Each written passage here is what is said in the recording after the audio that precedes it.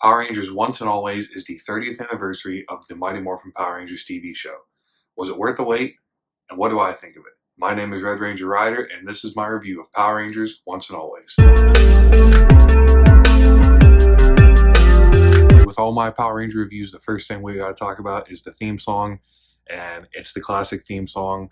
You know, a little modernized in the Redux, but it's still the Mighty Morphin theme song. It hits all the right notes. It's awesome. Still one of the best songs they've ever made.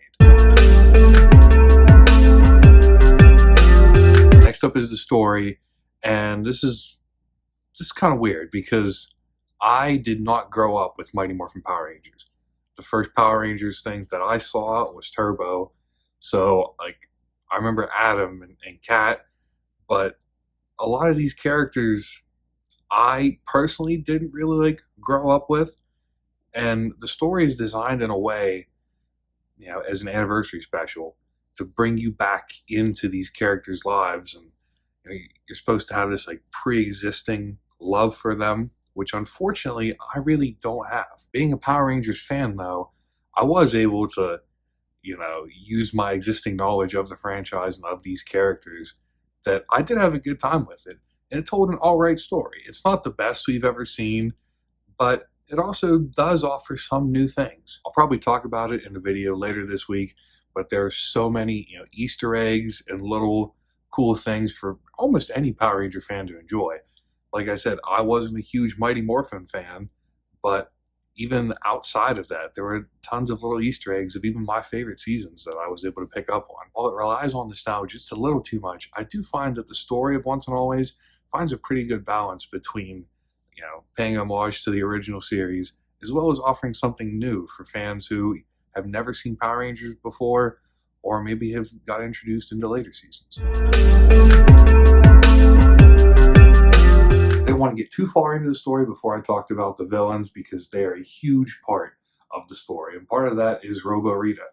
She's a very, very good villain.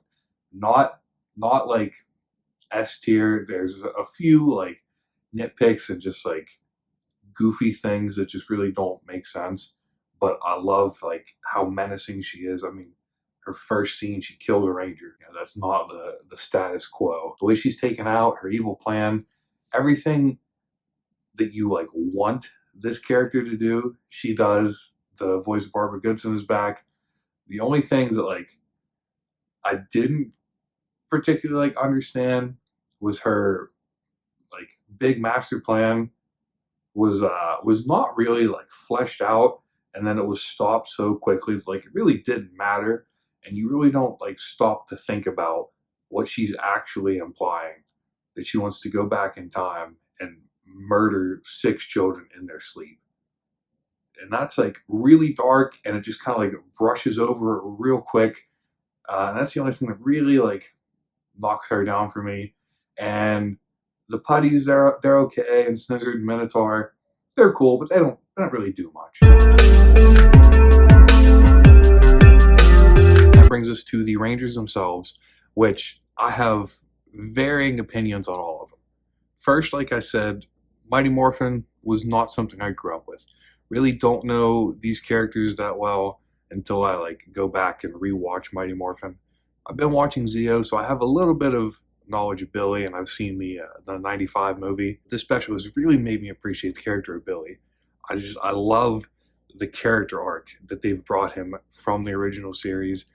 All the little Easter eggs that tie back to that, his relationship with the Alien Rangers, the Rad Bug, just everything that they did with Billy, they did so right. And I think the same about Zach. He was done so well. Walter Jones hasn't been in a Power Rangers like series, TV special, anything in like 29 years.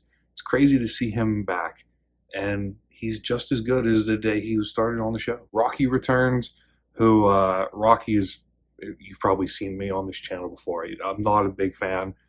He was okay here. I like that he got to land his kick that actually like took him out of Turbo. So that was kind of cool, but he didn't do a whole lot. The only really disappointed me was Kat, a character that I was familiar with, and you know, Turbo and Zeo, and she didn't do much. She really like didn't do anything. She was there just to have a full team of Rangers, and that was kind of disappointing. And then the new Ranger Min, I think she's good. She's not as like fleshed out, and I didn't like her as much as Zach and Billy, but I think she did a lot more than Rocky and Kat. So she's all right with me. Another crucial part of Power Rangers we always have to talk about is the Zords, and they're the Dino Zords, Dino Megazord. We love them. The sequence, it's CGI. I think it was pretty good CGI. It looked really cool. I loved how Billy was the one piloting the Megazord. He was like the leader. It was really cool. And the supporting cast, this is another one where I'm really happy that we got to see Alpha again, the voice of Invader Zim. And when I saw that Adam was coming back, he's one of my favorite Rangers. I was so excited, and he does absolutely nothing. A couple like Easter egg exposition dumps, and that's about it. Aisha does even less. She's literally just there. Like, she was the Yellow Ranger. She's back. Hi. That's it. So like, I like that they were a part of it, but if you were gonna bring them back, I don't understand why they didn't do anything. Hopefully in the next week or two, my review for the 95 movie will come out. And watching that, aside from Tommy, all of the main Rangers from that movie were in this special. So I get Walter Jones wanting to come back. And I get, you want to have the new Yellow Ranger with Min and tell the story of Trainee. But having like the names of Tommy, Jason, and Kimberly, and then just like, oops, they're gone, and then killing off Trainee, it doesn't really like sit right with me, and I understand that you're trying to tell a 30th anniversary of the first season, so you want to use those characters and tell stories about those characters. But if you didn't bring Walter Jones back, or had him in like a supporting role, kind of like Adam was, and you had Billy, Adam, Rocky, Aisha, and Kat, you have a complete Ranger team from the movie in season 3. Well, Kat wasn't in the movie. She was only in the season 3. But you get the point. They had like the full Ranger team. And instead of doing that, they did this like weird amalgamation thing. I just don't know if it worked. I don't really know if I bought this team of Rangers. And ultimately, that's my biggest issue with the special. I had a lot of fun with it. I thought it was an enjoyable watch. I think that the Power Rangers franchise has learned a lot in 30 years. And we've seen a lot of good and a lot of bad. And I feel like this tried to pick apart like the things that like made it special and try and like use those while telling something new.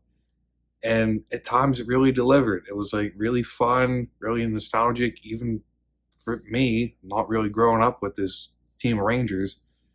But at the same time, this team just didn't make sense. It very much so felt like this isn't the story we wanted to tell. Let's see who can we afford, and then tell a story with them. And it didn't really work. Overall, I'm going to give Power Rangers Once and Always a 7. Let me know what you thought of Once and Always. Did you love it? Did you hate it? Were you somewhere in the middle? Like I said, a 7, that's a pretty good. It's like a C. It's not the worst thing. I think this is probably like the 3rd best score I've given a Power Rangers property so far. So I did like it. It just wasn't what I was hoping, I guess. Let me know what you thought down in the comments. Make sure you click that subscribe button, and I'll see you in the next one.